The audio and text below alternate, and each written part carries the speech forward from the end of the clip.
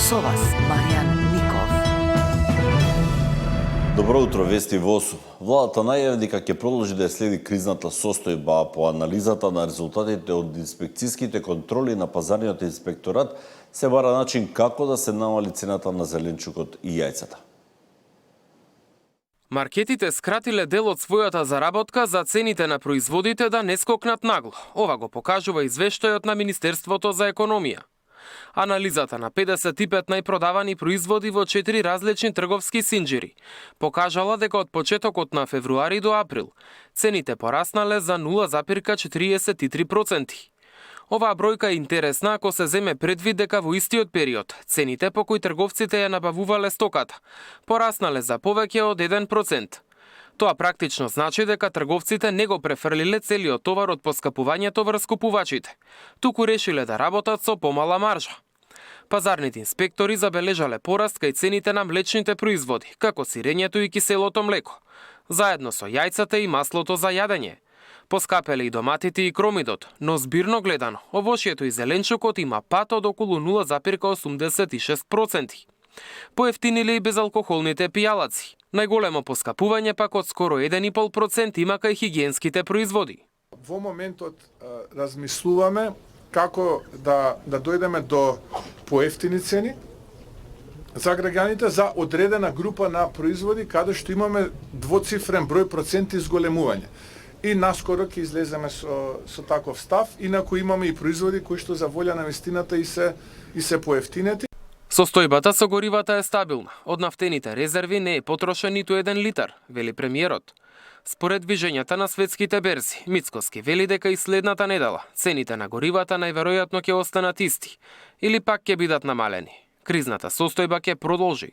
На вчерашната владина седница се донесе одлука таа да се продолжи уште одреден период. Ќе имаме дополнителна седница на која што ќе донесеме мерка за се уште да го држиме нивото на данокот на додадена вредност на 10% наместо на 18%. Во зависност од цените на берзите така ќе бидат и акцизите, нели? Има таму согласно закон колкави треба да бидат тие попусти. Попустот за неголемиот дел од бензинските станици е во сила до крајот на април, а како што рече Мицкоски, се преговара за дополнително намалување на дизелот. Ке видиме, мислам дека се буткаме на рака за уште 1 денар да извадиме по литар.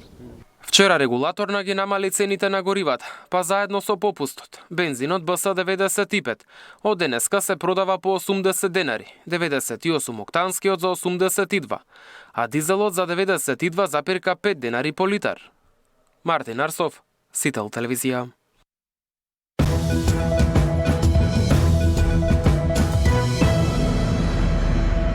Премиерот Христијан Мицкоски вели дека имал чувства дека поранешни премиери и функционери на СДСМ и нивни блиски ќе се соочат со одговорност. Опозицијата возвраќа дека има чувство дека промената на власта во Унгарија предизвикува паника во ВМРО-ДПМН. Имам чувство дека набргу високи функционери од претходната влада на СДСМ, поранешни премиери, председатели на влада, нивни блиски од семејството и така натаму ќе бидат опфатени со одредени прогони. Имам чувство, не велам дека имам информација, имам чувство. Очекувам дека и тогаш кога тоа ќе се случи, исто така ќе имаат вакви пресконференции и тогаш нема да велат дека тоа е политички прогон, туку истите тие ќе ги повикаат да одговараат пред органите, односно да ја докажуваат својата невиност. Денеска, кога Орбан паѓа, ВМРО организирана криминална група, гледате сите дека е огромна паника.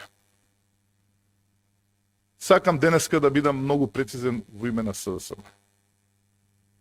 Ние ќе бараме целосна, темелна истрага за сите финансиски и бизнис интереси и врски помеѓу Орбан и Мицкоски. Нема веќе криење. Нема веќе лажење. Ќе одговара секој што го направил ова злодел. Граѓаните имаат право да дознат вистината, особено затоа што се работи за нивните пари. Доаѓа време на вистина, доаѓа време на правда и секако доаѓа време на одговорност.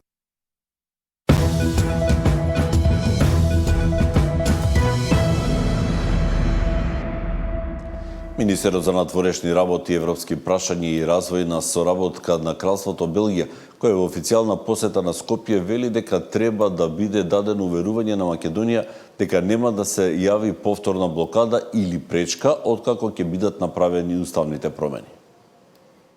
Билатералните прашања кои што сите ги знаеме и кои што вашата земја ги знае, не треба во ниту еден момент да го спречат процесот на пристапување.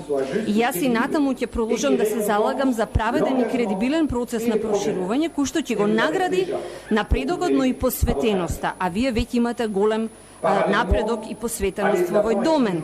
Паралелно, напредокот исто така бара почитување на заедничките преземени обврски, особено поврзани со реформите, поврзани со владење на правото, но и уставните измени кои што беа договорени во 2022 година под француското председател. Особено ја цениме јасната позиција дека евроинтегративниот процес мора да се темели на исполнување на копенхагенските критериуми од страна на земјите кандидати.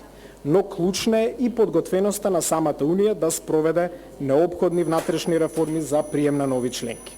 Го информирав министерот прво за напредокот што го имаме постигнато во евроинтегративниот процес, како и за цврстата, јасна и безусловна посветеност на нашата влада кон реформската агенда. Разговаравме и за потребата од мудри, но и храбри геостратешки одлуки во време кога европската безбедносна архитектура се соочува со сериозни искушенија.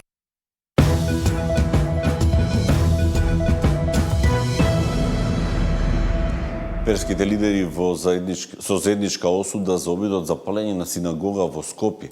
Еврејската заедница се надева дека државата нема да дозволи нестабилноста од Блискиот Исток да се прелее и во Македонија.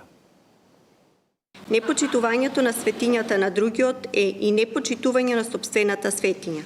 Затоа, во духот на заедништвото, меѓурелигиската соработка и взаимното разбирање, упатуваме повик до сите граѓани да покажеме одговорност, разум и доблест и да останеме чувари на соживотот.